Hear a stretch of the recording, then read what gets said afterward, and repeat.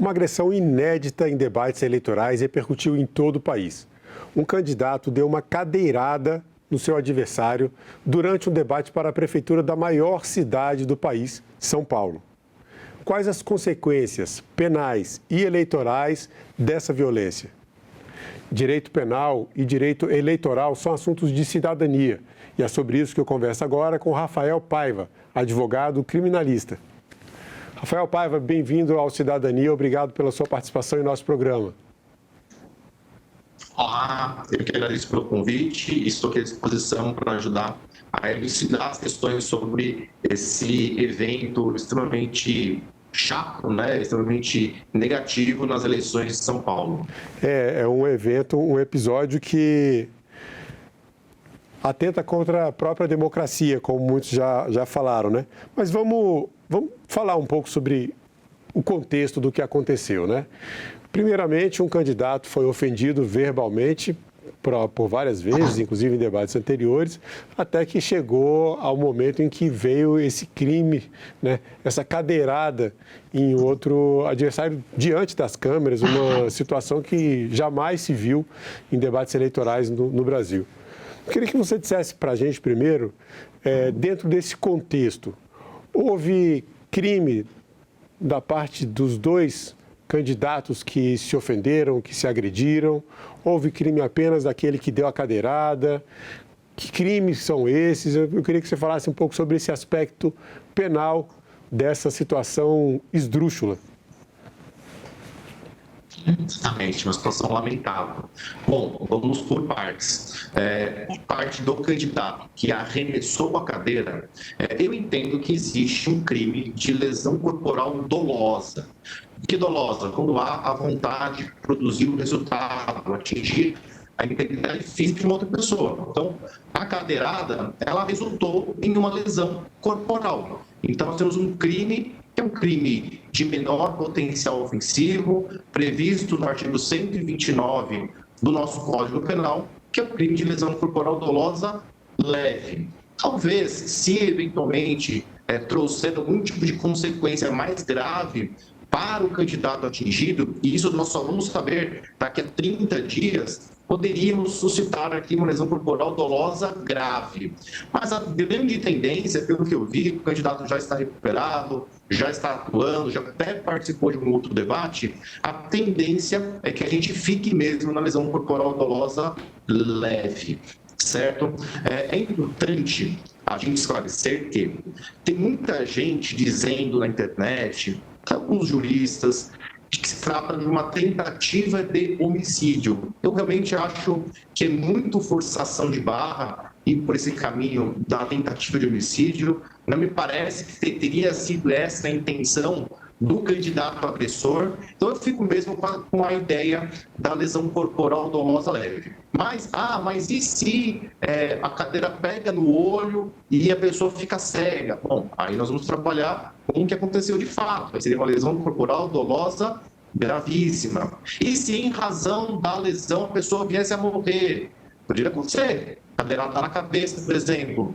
Aí nós falaríamos de uma lesão corporal dolosa seguida de morte. Mas veja que nesse primeiro momento a gente vai se preocupar com qual era a intenção do agente, qual era a intenção do candidato agressor. E olhando pelo contexto, não me parece que aquilo foi uma tentativa de homicídio. Foi realmente uma conduta praticada para lesionar, para machucar o outro candidato. Então, por parte do agressor, nós temos esse crime.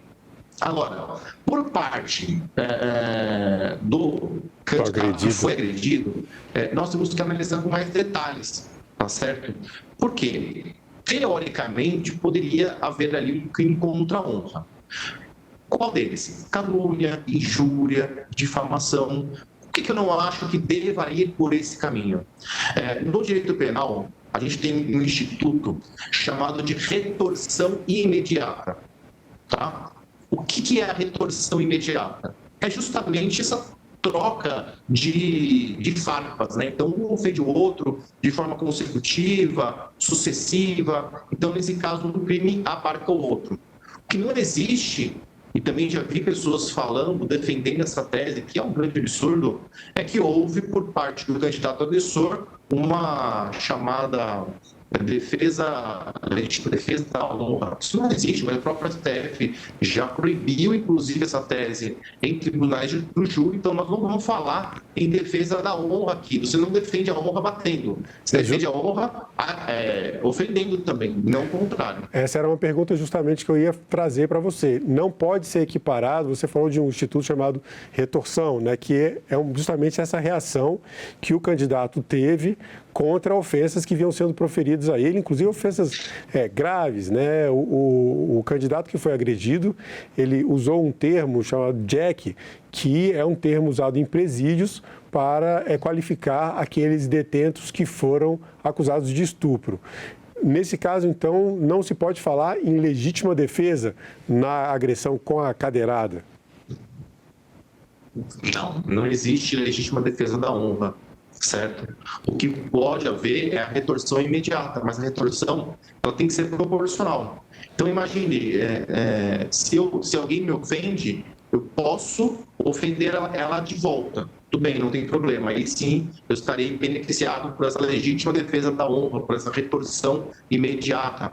Mas eu não posso, no momento que eu recebo uma ofensa, eu não posso agredir a pessoa que me ofendeu. Isso não está protegido pela legítima defesa, porque está faltando um critério fundamental para a legítima defesa, que é a proporcionalidade. Então, se alguém me ofende, eu ofendo de volta. Se alguém me bate, eu bato de volta. Porque já pensou, do contrário, a gente poderia admitir um escalonamento da violência. Então, se alguém me ofende, eu vou lá e bato nessa pessoa. Essa pessoa que apanhou, ela pode me dar um tiro. Então, assim, a gente vai escalonando a violência e o Código Penal não permite isso, não tem essa previsão.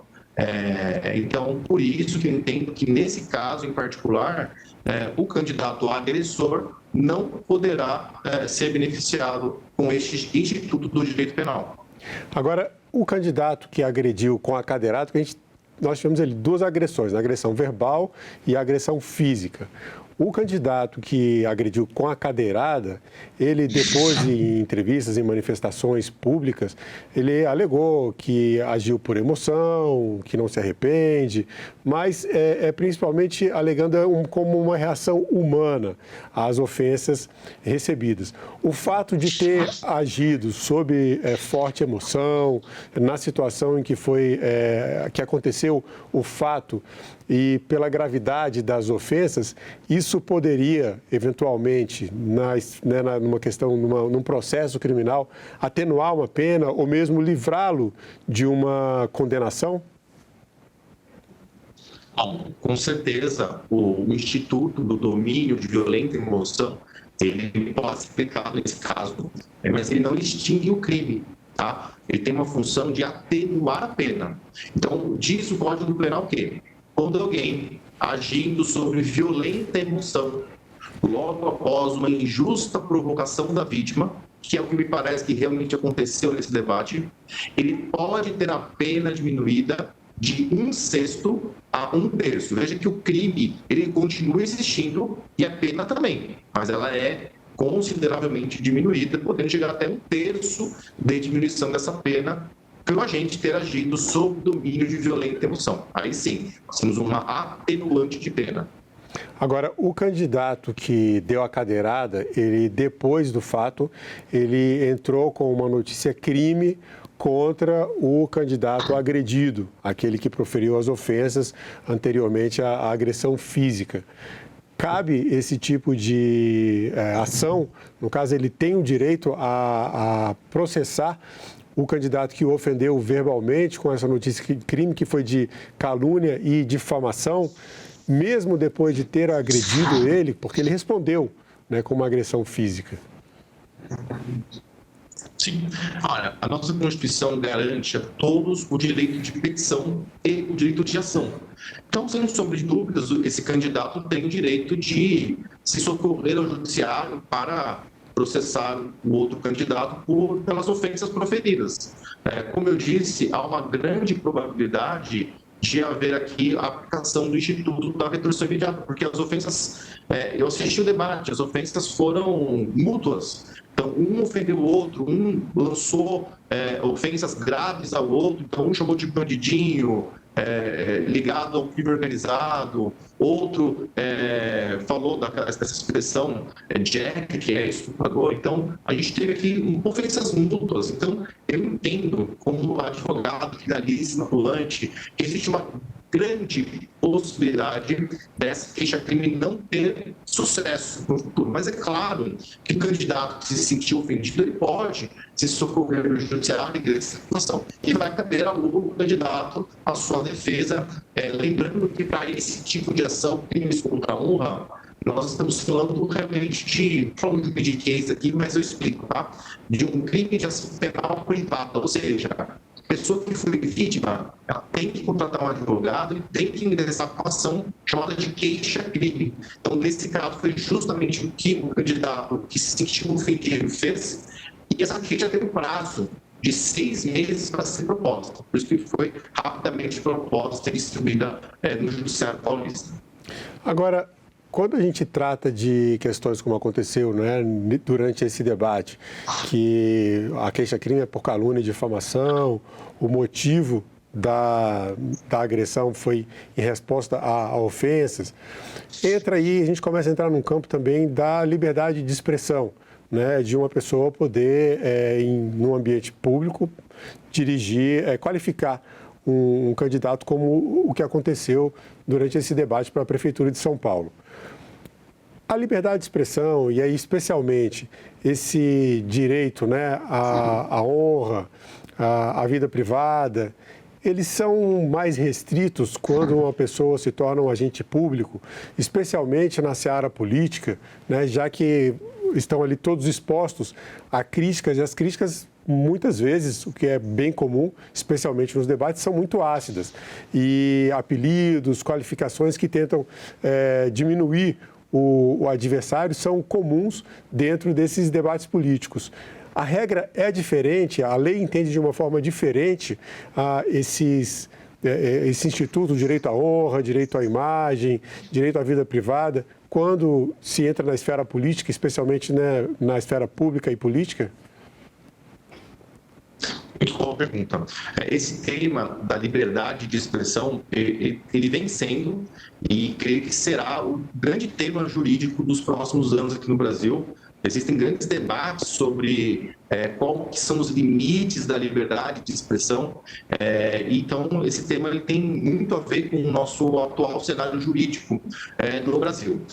O que eu entendo é que a lei penal não traz nenhuma exceção para eventos de candidatura política. Então, a lei que se aplica é a mesma lei que se aplica a qualquer cidadão brasileiro em outras situações. A questão, e aí a gente tem que pontuar, é que o judiciário, através do que a gente chama de jurisprudência, ou seja, das decisões que são proferidas todos os dias pelo judiciário, essa jurisprudência, ela vem entendendo que críticas ácidas não configuram crime contra a honra.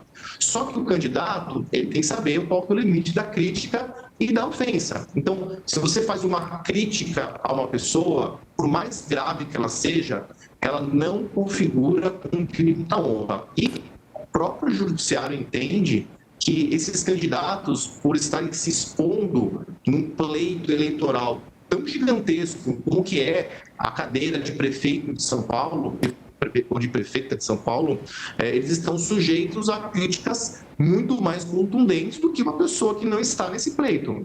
Agora, existe um limite, obviamente, e o que eu venho observado nessas eleições, não só por parte do candidato A, do candidato B ou do candidato C, é que existe uma troca de ofensas mútuas praticamente entre todos os candidatos. Então, qualificativos que são negativos, eles são crimes contra a honra.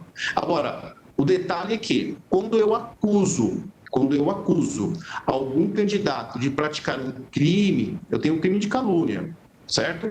Só que o crime de calúnia só vai existir se eu souber que esse fato é inverídico E eu, mesmo assim, eu falo essa calúnia, eu profiro essa calúnia com o único objetivo de atingir a pessoa. O que eu vejo também é que, de forma secundária, nessas ofensas, é que todas elas têm algum amparo de investigação, de notícia, de processos anteriores. Então, nenhuma dessas acusações, a não ser com uma, né, tem uma acusação ali de um dos candidatos que até hoje não teve nenhum tipo de prova, né, e não tem processo, e não tem nada. Mas todas as demais, o que eu vejo que, em geral, são palavras fortes, mas que tem algum amparo, ou num processo que já existiu, ou em notícia de jornal e tudo mais. E nesse caso, a pessoa ofendida vai ter mais dificuldade de ganhar essa ação, tá? Não significa que não vai ganhar, mas com certeza vai encontrar esse obstáculo, que são fatos que têm repercutido, são fatos que têm base para serem proferidos. Tá legal? Agora vamos ver quais serão as cenas dos próximos capítulos. O que a gente vê também é que existe hoje nas campanhas políticas um grande apelo para essa questão das ofensas. Detalhe importante para a gente finalizar esse tema é que eu disse que quando há amparo de base para a calúnia, é permitido, tá? Até um certo ponto é permitido. Agora, isso não se aplica para a injúria. Então, quando um candidato fala de forma genérica, você é bandidinho, ou você é usuário de cocaína, isso seria uma injúria. E a injúria não importa se é verdadeira ou não. Ela é um crime contra a honra. Então, por exemplo, vou dar um exemplo bem esdrúxulo aqui, mas para a audiência entender. Se eu falo para uma pessoa, você é gorda, e ela é gorda mesmo, não importa, por mais que seja verdade, aquela ofensa, aquela qualificação negativa que eu dei a ela, por mais que seja verdade, ela caracteriza o crime de injúria da mesma forma. O que não acontece com a calúnia, por exemplo. Se o fato, porque a calúnia é um fato criminoso, se o fato criminoso que eu imputo a uma outra pessoa for verdadeiro ou tiver base, eu não tenho a calúnia. Não sei se ficou claro, mas essas são as diferenças entre esses crimes contra a honra. Eu acho que isso esclareceu bem, sim. Agora, ainda segurando um pouco esse mesmo aspecto dessa liberdade de expressão e dessas qualificações, eu vou voltar um pouco em 2018. Né? Durante as eleições de 2018, dois termos foram muito utilizados para caracterizar um candidato ou até um grupo político, e se falava muito em fascismo e até em nazismo. Nesse caso, você não tem essas características que você trouxe para a gente, de um fato que possa realmente embasar essa crítica, mas não houve também, pelo que eu apurei, nenhum processo que tenha resultado em condenação por um candidato A ou B qualificar o outro como nazista.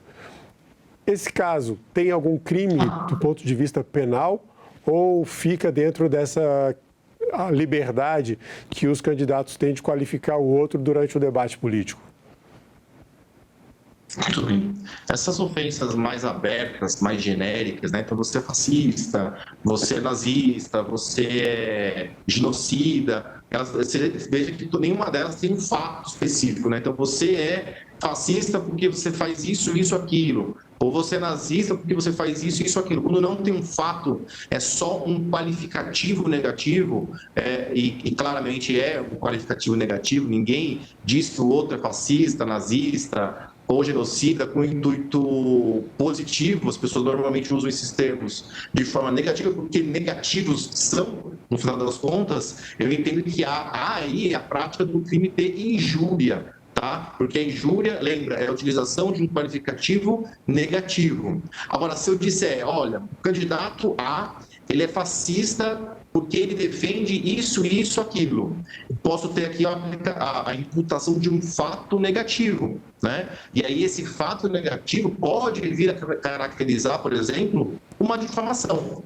Por quê? Ser fascista não é bem visto na nossa sociedade. Então, eu vou dar um exemplo também bem amplo para as pessoas entenderem.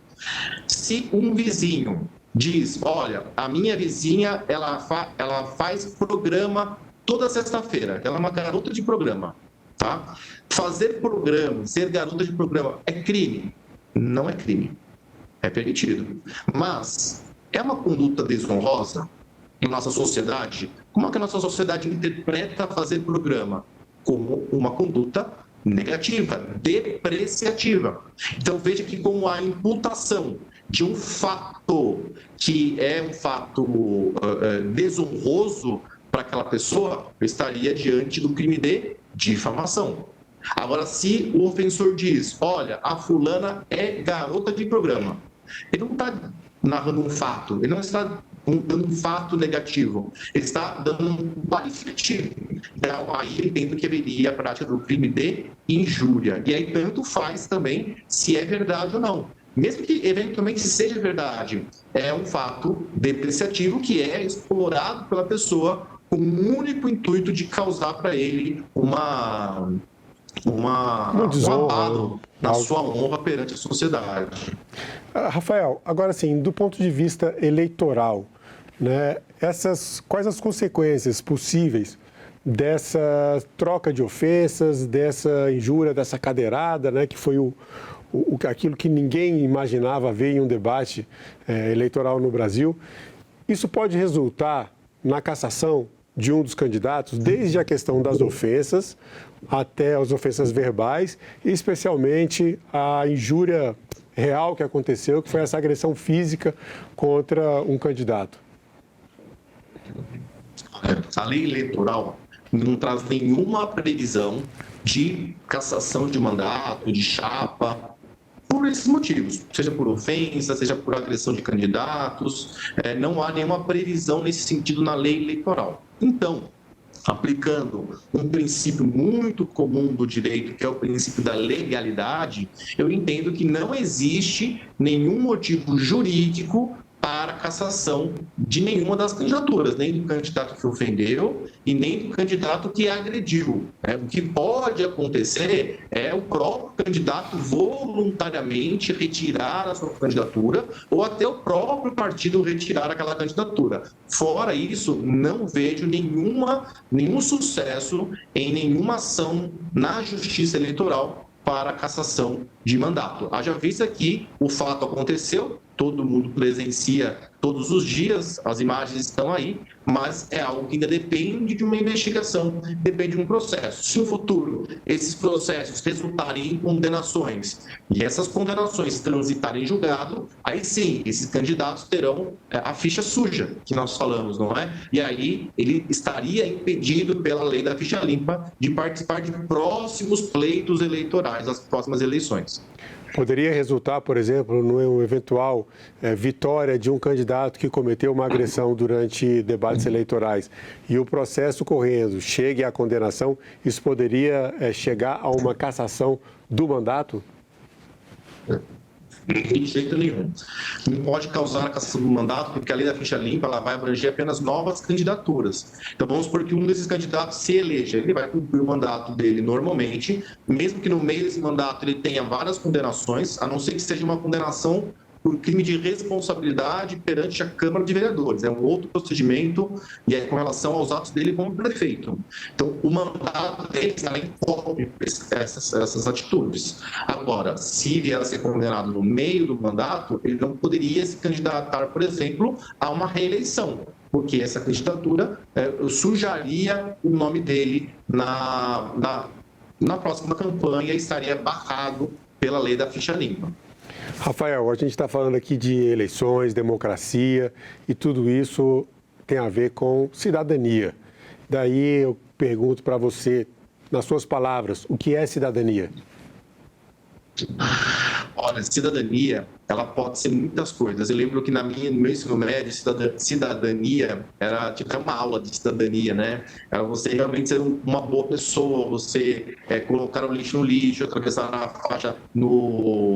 na faixa de pedestres. E aí, isso foi o que eu aprendi na escola. Mas a gente foi crescendo, a gente foi estudando, se aprimorando. E hoje eu entendo que cidadania é o exercício de um poder político. Então, cidadão para qualquer termo jurídico, é um indivíduo que possui direitos políticos, ou seja, ele pode escolher os seus representantes, ele pode escolher quem vai atuar em seu nome em algum nível da administração pública, seja ela municipal, estadual, federal, no legislativo ou no executivo. Então, a cidadania é o exercício de um poder de um indivíduo chamado de cidadão. E o cidadão nada mais é que um indivíduo que tem direitos políticos, ou seja, tem título de eleitor e tem poder de dar a sua opinião, o seu voto na escolha das pessoas que vão representar toda a sociedade em um mandato temporário. Bom, Rafael, eu quero agradecer mais uma vez pela sua presença em nosso programa. Obrigado pela entrevista. Eu que agradeço, muito obrigado e até a próxima. E eu agradeço também a você que acompanha a programação da TV Senado. Assine o canal da TV Senado no YouTube, ative as notificações e acompanhe toda a produção do Poder Legislativo diretamente da fonte. Na TV Senado, democracia é todo dia.